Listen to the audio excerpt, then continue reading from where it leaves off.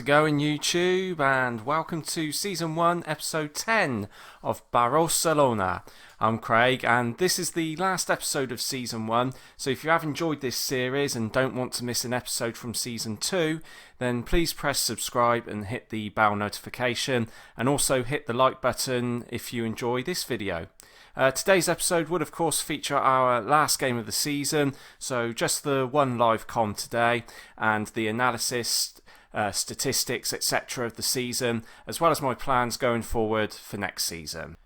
So when you guys were last with us, we of course had won the Vanarama National League with 4 games to go after building a huge lead over nearest rivals Chesterfield, sending Barrow AFC back into the Football League for the first time since they were unceremoniously voted out of it in 1972.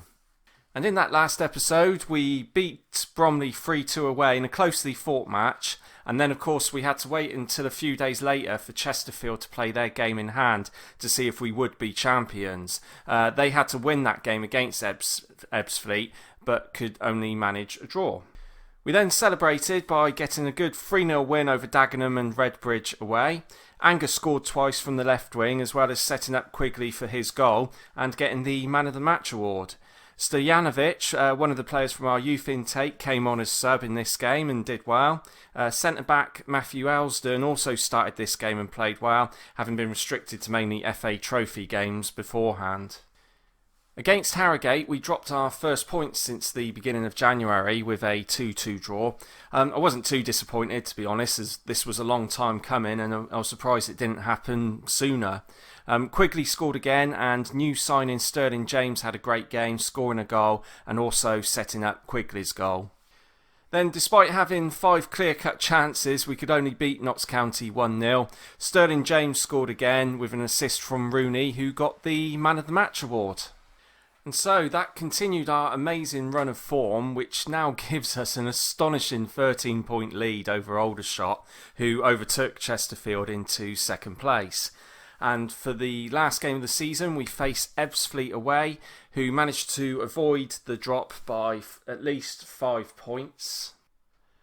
And our lineup for that game, Shelvey in goal, despite carrying a slight injury, although Dixon is injured as well. So the back four, our traditional back four of Brow, Parker, Platt and Barry. Stojanovic starts this game. Thought I might as well give him a try. Why not? It's, you know, we got, there's no risk there. Taylor and Rooney to complete the midfield three. Angus on the right wing, Kay on the left wing, and Quigley up front. On the subs bench, we got Greaves, who will make his last appearance for the club, as well as Platt, of course, in the middle of defence. We'll probably bring him on as sub because he's been key for us this season as a final goodbye. Sterling James also on the subs bench with Jack Kearsey, who I'm still in two minds whether to extend his contract or not yet. And also Matthew Elsden, who's played a few of the games since we won the championship. Okay then, final game of the season then. Let's finish it off what has been an amazing season with a great performance and a great result. So Stojanovic picks up the ball, knocks it back to Brow. Brow back to Stojanovic. He cuts it inside to Taylor. Taylor to Rooney. Rooney to Quigley. This is great football, but the shot was blocked by Angus. So Angus with the ball now, but he loses it, although it's a free kick. Oh, and it's a red card. That didn't seem much. Surprised he got sent off there. Must have been showing his studs or went in two-footed or something. But Angus has picked up the ball from the free kick, knocks it inside to Barry. Barry shoots and it's a good save by Gregory, their keeper. Angus with a cross back in and Quigley with the header and it just goes wide. Picked up by Stojanovic. Plays a great ball to Angus there. Angus crosses it inside and Stojanovic, oh that was close. That would have been great for him to get on the score sheet at the age of 16. Payne with the free kick and that just went wide. Angus now with the ball. He's running with it well. They're backing off him. He's played Rooney through, but that was a poor shot from Rooney. I wonder who will get the leading goal scorer, because at the moment it's Josh Kay with 18, Quigley with 17. I think Rooney's on about 16 as well. And Quigley was close there and it hit the crossbar. Okay, so it's 0-0 at half time. We should be a goal ahead at least. Let's see if we can crack on in the second half and get a good win. Parker comes up with the ball, knocks it wide to Barry. Barry with the cross and Quigley, and it just went over. Stojanovic to Taylor. Taylor plays it back to Parker. Parker to Platt, and they're doing my pet hate there. Stojanovic picks up the ball, and it's a great ball to Angus. Angus beats his man, and oh, what a goal! What a goal! I was just moaning there about playing the ball back to the keeper, but to be fair, Shelvey started that. Knocked it forward. Great control by Stojanovic. Picks out Angus a treat. Angus jinks past his man, strikes the ball, and the keeper had no chance. Great goal.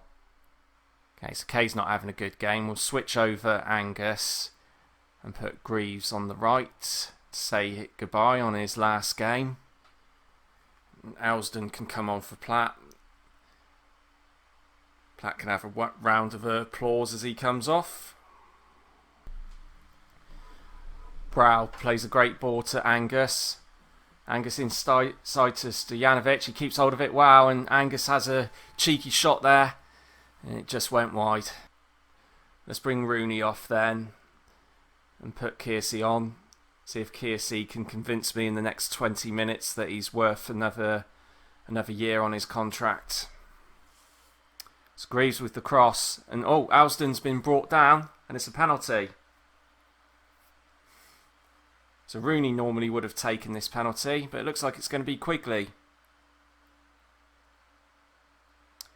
And it's a goal for Quigley from the penalty. And that's his 18th goal of the season, so I think he's drawn level with Angus. Elsdon plays a good ball to Barry, heads it inside to Kearsey, to Greaves. Greaves back to Barry. Crosses it in, and Quigley, that was close. So we're coming into the final seconds.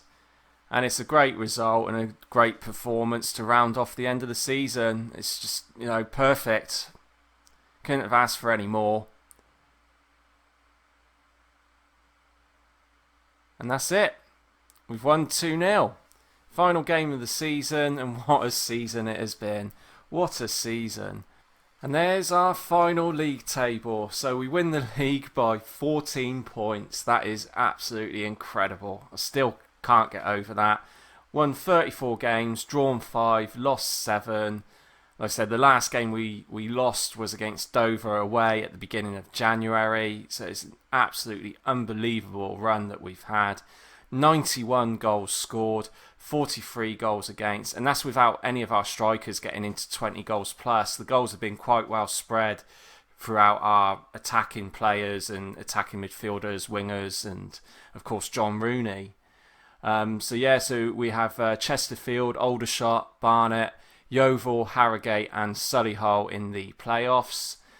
Chesterfield just pipped Aldershot for second place. I think it's going to be between them two to go through via the playoffs, but the playoffs are a lottery, which was why I wanted to avoid them, and glad we did. So it could be any one of those 6 are more than capable of going up via the playoffs. At the other end of the table, we have Eastleigh, Halifax, Chorley and Woking have all gone down, with Bromley and Boreham Wood just about staying up. So we'll have a look at the other leagues as well. Starting from the Premiership, although their season hasn't finished yet, but it looks, although with 3 games to go, Man City could do it, but it looks like Liverpool will win. And it's Man City, Arsenal, Chelsea and maybe Man United for the Champions League spots. Wolves and Bournemouth have done well in 7th and 8th position. At the other end, a bit surprised that Crystal Palace look as if they might get relegated. But again, it's still too early to tell. And there's quite a few teams there, including Villa, Newcastle and Norwich. Too late for Watford. They will go down. In the Championship, Fulham have won the league, so that's a surprise. West Brom and Leeds, of course, are up there, battling for second place. Still with a game to go. Leeds have got a game in hand, so they should be the favourites to pick up that second spot, with Brentford, Forest and Bristol City in the playoffs. Bristol City being our parent club, of course. And with Huddersfield and Blackburn also having a chance to make that. At the other end, Luton and Wigan have already been relegated, and then it's between Preston and Derby for the relegate. Preston, Barnsley, maybe Derby for the final relegation spot. So League One, Peterborough go up as champions, and then it's between Rotherham and Sunderland for that second place with 3 games to go. We have Ipswich, MK Dons and Blackpool, Gillingham and Portsmouth, who've got realistic chance of making the playoffs. Wimbledon got relegated, and then Rochdale, Coventry and Lincoln and Shrewsbury, Southend all got a good chance of going down. We won't be facing Port Vale though, they go up as champions. Also Mansfield and Bradford City have had their promotions confirmed, although they've all played 46 games, so their season has finished. Walsall, Crewe, Newport County and my team that I support in real life, Swindon Town, are in the playoffs. Relegated is Morecambe and Macclesfield Town. So I'll quickly run through the player stats. We'll look at average ratings first. Of course, John Rooney's up there. I mean, 19 assists, 12 goals. But even then, as I've mentioned in previous episodes, when he's not on the score sheet or setting up goals, his average rating has just been so high. There's not many games where he doesn't get above 7.0 in the ratings, and so much so, even though he still had a year on his contract, decided to extend it. So his contract will expire at the end of the 2023 season. It means that his wages have jumped up from £900 per week to £2,100. But to be honest, he deserves it. He absolutely deserves it. He's been our talisman this season. As I said in the first episode, his ability has gone up to 4.5 star, 5.5 star. So he has been key. As I mentioned, the only downside with the contract, when I was negotiating it, it was a non-negotiable minimum fee release clause and relegation release clause.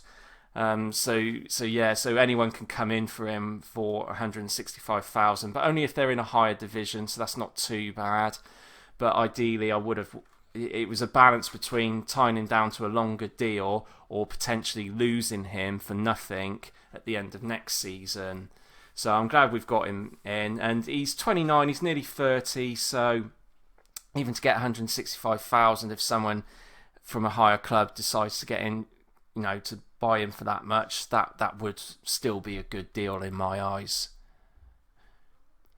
Then next up, it was Oliver Greaves, another key player for us, scoring goals and assists, great with crosses, and a lot of his assists were crosses for Kay on the other side. They seem to have this connection where they could set each other up from crosses and come in late and head the goals in.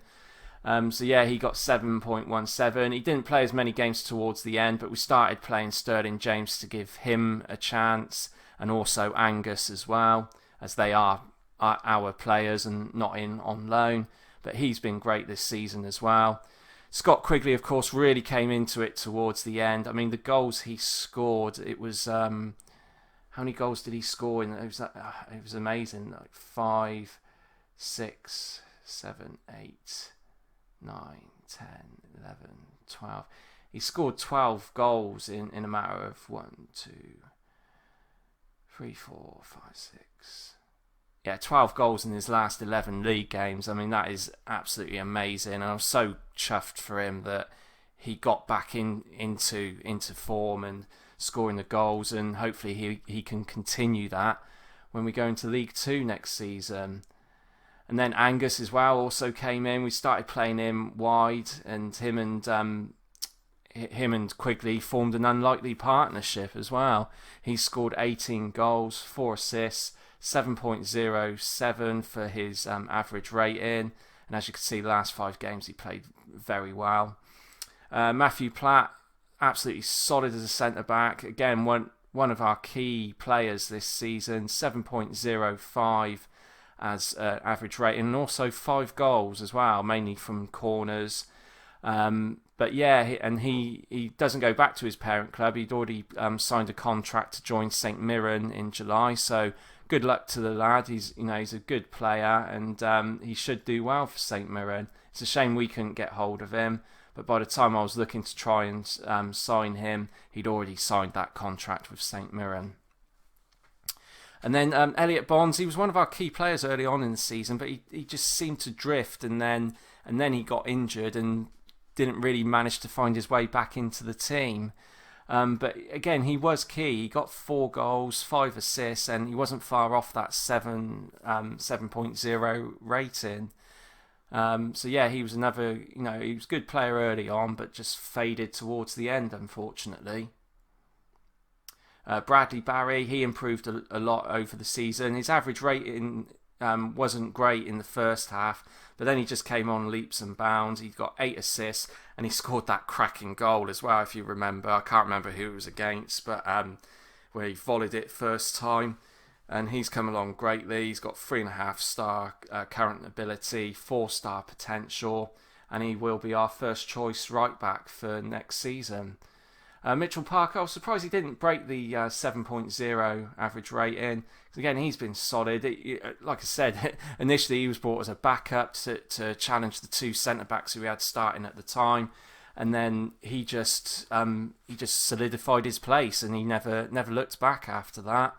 Again, he formed a great partnership with Platt, and them two were just, they were a rock at the back. And then Josh Kay, I'm surprised that he's only got 6.91 as his average rating after scoring 18 goals. It makes him the joint leading goal scorer with Quigley and Angus. But to score 18 goals from the left wing, that is pretty impressive. 4 assists as well. He's only 3-star current ability at the moment and 4-star potential, so still room for improvement for him. And hopefully he can crack on when we go up to League 2 next season. Patrick Brow, at one point I was in 2 minds whether to extend his contract, but again, towards the end of the season, he came into a good run of form, 6 assists, and he's made the most appearances, mainly because we had no one else who could play in that position. Then we had Sam Hurd, who mainly came in when Platt or Parker were either suspended or injured. He did the job that he was there for, which, initially he was going to be the starting 11, and he became backup once Parker came into form. Jack Kearsley, who came in, started playing well, but then sort of faded off, and I don't think we will renew his contract. He's still got some improvement that he can make, so there is potential there. It depends on who else we bring in, but yeah, most likely we will not be renewing his contract. Ollie Dyson, he was incredibly useful, to be fair. His versatility, being able to play on the right wing or the left wing, and even sometimes in the centre of the midfield 3, he became very useful, mainly as a super sub, but he still managed to get 6 goals and 3 assists, and he came in and played well when other players were off form or injured. Joel Dixon, our keeper, sort of in and out, and then towards the end of the season started playing him, and he was playing well. We want a sweeper keeper who can play out from the back, which he's not been too bad doing, but we've as I'll mention in our transfers shortly, I've got another player lined up to play in goal, and Joel Dixon will have to be the backup goalkeeper. But when it came to extending his contract, he didn't like that and was insisting on being first choice, which I can't guarantee him. So nobody else is interested in him at the moment, so I'm hoping that when his contract expires, he'll be a bit less demanding and he will sign a contract, as he is a more than capable backup goalkeeper for us. And Shelvey, yeah, he was great. got loads of clean sheets for us. He was great at that sweeper keeper role, and he came in and really did a good job for us. We probably won't get him back on loan next season. And Taylor, just disappointed. I mean, his form just seemed to really drop off towards the end. He lost his place for a while to McShane, who we brought in, but when McShane went off form, we got him back, but he didn't really do much. And as you can see, his progress has dipped quite substantially there. So, but I wanted to keep him on. We have signed him for another year. I think his experience will be vital, even if he's just mentoring other players in what's going to be a very young team in League 2. We now go to the league stats. So top for the possession, which pretty much expected. 10 penalties we had this season, scored 9 of them, of course all of them from John Rooney. We're quite high up there with the yellow cards, but that's not surprising. Of course, our games without losing, 18 games without losing. And Aldershot went on quite a good run of form as well, 13 games without losing, but I think they did draw quite a few. And of course we are the leading goal scorers, and by quite some margin there, with 91 goals, and then next it's the second and third place, Aldershot and Chesterfield, with 76. Cross completion ratio, 18%. That's still good, even though it's in 8th place. It's only 2% behind Chesterfield. That's mainly down to Kay and Greaves, but also our fullbacks, Brow and Barry. They did really well and got loads of assists between them. Goals from corners, 11 goals, again down to John Rooney. The set plays that we got have really been effective. And then we look at the goals from direct free kicks. So that's 4 goals from John Rooney again. And then we dropped down with indirect free kicks. I think we were higher up there early on, but still 8. So that's 23 goals from set plays, which is great. Hope that'll be key for us next season as well, in what's going to be a tough league. So I will look at those again to see if there's anything I can tinker. It depends on what players we bring in as well. Pass completion ratio, 80%, which again, we dominate possession in pretty much most of our games. And passes completed, 2,000 more than the nearest team, which is Stockport. Chances created, 129, with Torquay up there as well. Clean sheets, 18. We got so many clean sheets in like that last 10 games. Defence was absolutely solid, and that was key to helping us win the league. Just so many good clean sheets. Our goalkeepers playing well. The back four, they really did improve in that second half of the season. And then average attendance, and we have jumped up. In fact, we got just under 2,000, which was amazing, because our last few games as well, we were getting just over 3,000. So against Harrogate, Notts County, close to it with Wrexham, Solihull. So it was, once we started getting that championship winning form coming in, the attendances increased significantly, which in turn has helped us with our finances, which I'll go into very shortly. So our salary's gone up a bit from 750,000, but that's mainly down due to signing Sterling James and also Rooney and a few others on longer contracts. Our wage budget is double pretty much what it was early on in the season, so it works out to about roughly 1.5 million, which would still have us around 3rd or 4th in this league. And in League 2 for next season, again, it'll put us in the bottom half, but it'll be fairly competitive, so we would be, again, in the bottom 6. Many other teams will be in and around us on the same sort of salary and just above. So I am confident that with that wage budget, we can do enough to certainly stay up in League 2. And hopefully it'll be by quite a comfortable margin. Then on to the player stats. So, of course, man of the match, had to be John Rooney. Got 15 man of the match awards, which is absolutely amazing. Josh Kay also got 6 man of the match awards. And Oliver Greaves was up there as well with 5. An average rating in the league of 7.70. Nobody anywhere near him is John Rooney. I mean, there's not much more really I can say about that player. He has been absolutely amazing. And Oliver Greaves up there, along with Scott Quigley, who of course came into that great run of form. And Matthew Platt also managed to just get in there in 20th place. So goals, brilliant. So it looks like Scott Quigley, Josh Kay and Jamie Reid will share the leading goal scorer award. I don't know how that will work out. But yeah, I mean, if Scott Quigley hadn't have come into that poor form where he just wasn't hitting the net for love nor money, he could have quite easily have been the leading goal scorer. But yeah, Josh Kay's up there as well. Got any others? And yeah, of course, the goals, like I said, have been spread throughout the team. So John Rooney with 12 with all those set pieces and penalties.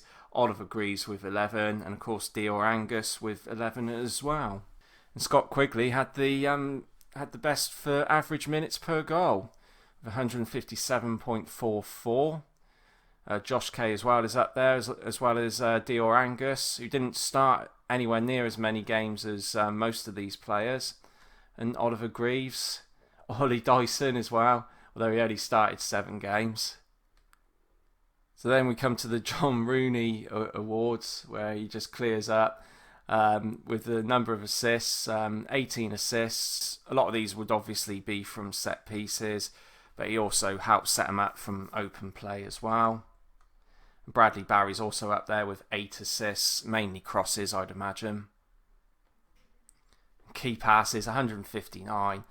I mean, this, again, it's another reason why we've won this league. So, that's just absolutely incredible. 159 key passes, 60 ahead of the nearest. And chances created, 39, 15 more again than the next person. Oliver Greaves also with 14 chances. And pass completion, again, like I said, the last time I did the stats roundup, George Shelvey, which again shows that playing it out from the back and having that sweeper keeper role for the goalie makes a big contribution to how we play. 94%, which is really good, and 6% ahead of anyone else. So that's the end of the player and team stats. We'll now go on to the finances quickly. So like I said, with our attendances increasing, that has sort of balanced out our overall balance, so to speak. Like I said, earlier on in the season, I was getting very worried. It was looking like with our projection that we were going to be about 500,000 in the red. And it looks like now with the projection, it's going to stay around 70,000, which is absolutely amazing. So we won't be in any trouble for next season, which is good. And hopefully the attendances will stay quite high. Hopefully we'll get an increase in season ticket sales as well, a substantial one, to stay competitive. We now have the board overview. So B-, the board are pleased with the progress towards our overall vision and also recognise the improvements made to the club's stature. I think getting the club promoted 3 seasons ahead of schedule must be worth an A at least, but there you go. So worked within the wage budget, which is on course. That's only because it's just increased. So yeah, we won the promotion. We won promotion by winning the league, which we passed. We got past the first round of the FA Cup. We reached the FA Trophy quarter-final. My contract expires at the end of next season. So that's good for the 5-year plan. It's pretty much on course.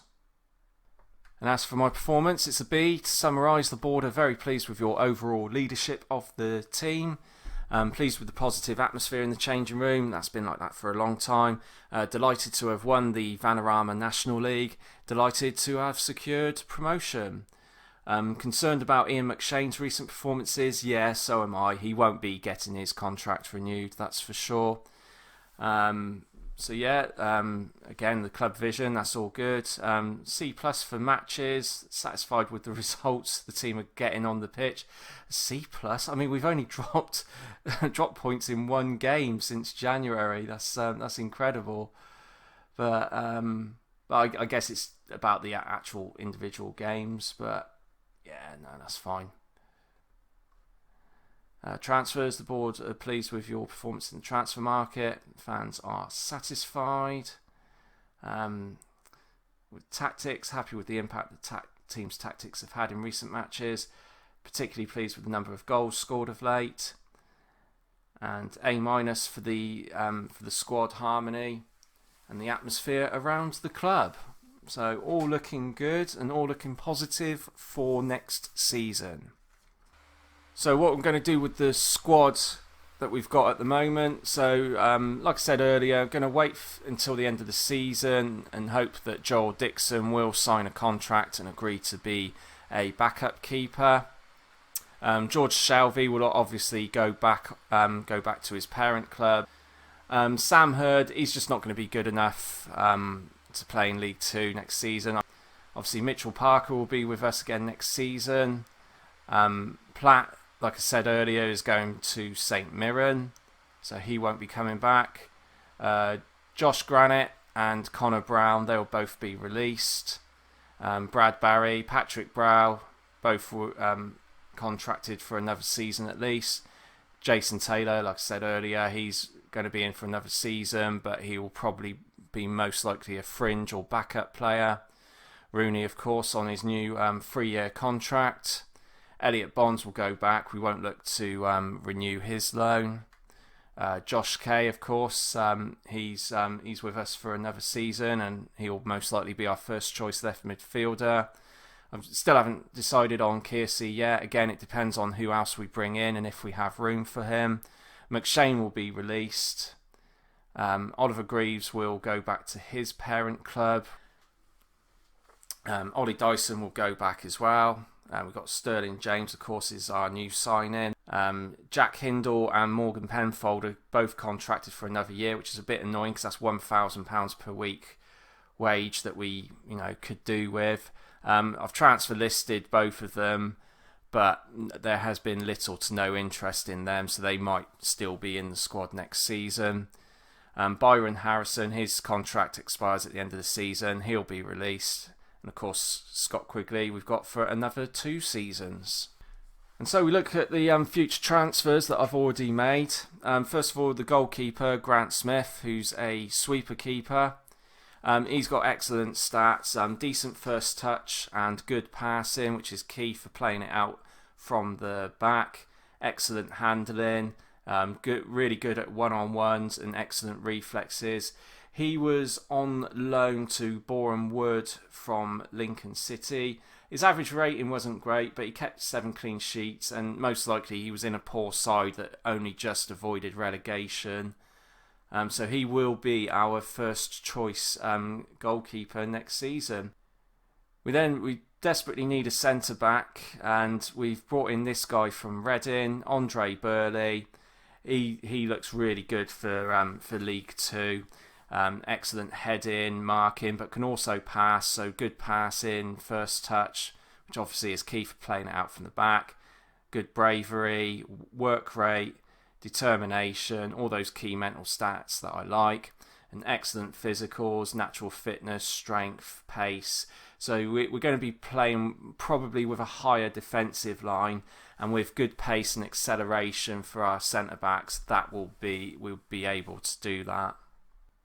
Then we brought this lad in, Charlie Owens. He's come in from QPR. Not bad stats. He's probably going to be our in the midfield 3 as the more defensive midfielder. Good passing, good tackling, not so good on the marking, but good teamwork, good work rate and determination, good physicals. But he's also got consistency. Balanced personality as well as decent speed. Only downside is heading, but that's not so much for an issue for the position that I've going to look to play him in. So he looks like a good signing. He's already 3.5-star current ability, up to 5-star potential. Then to challenge Angus on the right side of midfield, we've brought in this young lad, Aziz, who's 18 years old from Reading. 2-star current ability, up to 5-star potential. Not the quickest of players at the moment, but we'll work on that in training. As his acceleration is good, and good physical stats, natural fitness, stamina, good determination and flair, and off the ball. Dribbling and crossing could improve as well, but he's got plenty of time to do that, and good technique. He's also consistent, and good movement, good versatility as well. So yeah, there's plenty of potential for this one, and yeah, he looks good. So that's the players we've got coming in at the moment. There will be more, including this lad who's just been released from our parent club, Bristol City. Again, another youngster at the age of 18 years old, but he's good on the set pieces, free kicks and corners. Excellent passing, good technique, good decisions, determination, vision and work rate. Needs to work a little bit on the physical side with natural fitness and stamina. But again, he's another one who is consistent. Bit poor on the dribbling, that's not so good, but plenty of room for improvement, and hopefully we can get the best out of him. So yeah, plenty more players probably to come in as well, plenty more youngsters. So it's looking promising for next season. And so that is the end of this series of Barrowcelona.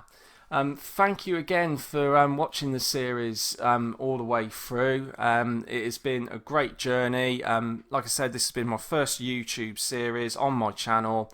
It's been a great experience, and I'm really enjoying it. I'm really enjoying going through the whole editing process, even doing the commentating. Still got a long way to go with the commentating, but I think I am getting there, and it is improving with each episode. So if you have enjoyed the series, if you have enjoyed today's episode, please hit the like button. Also subscribe if you haven't done so already. And I look forward to speaking to you guys in Season 2, Episode 1 of Barrowcelona. Thanks again for watching. Take care.